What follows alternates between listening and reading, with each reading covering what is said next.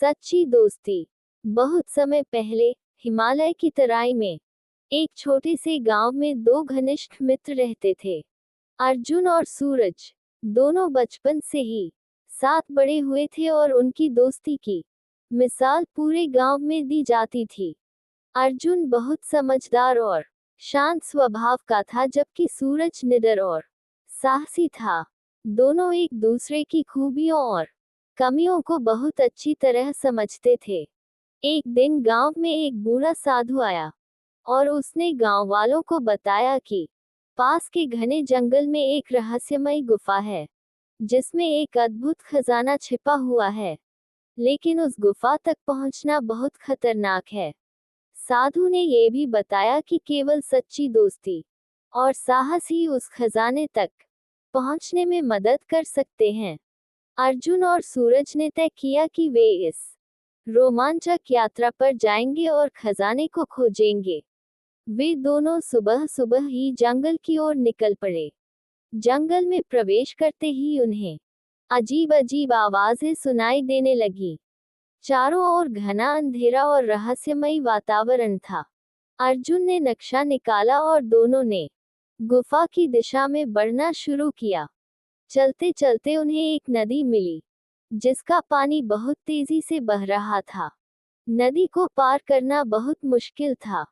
सूरज ने नदी के पार एक बड़ा पेड़ देखा और अर्जुन से कहा, हम उस पेड़ की शाखाओं का इस्तेमाल करके नदी पार कर सकते हैं।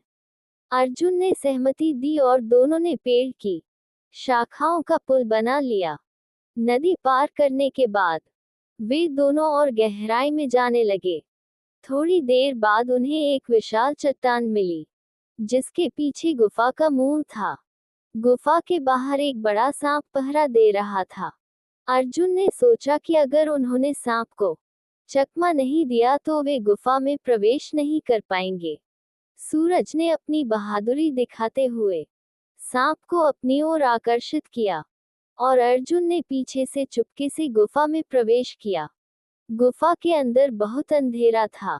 अर्जुन ने अपनी टॉर्च जलाए और धीरे धीरे आगे बढ़ने लगा। गुफा की दीवारों पर अजीब अजीब चित्र बने हुए थे।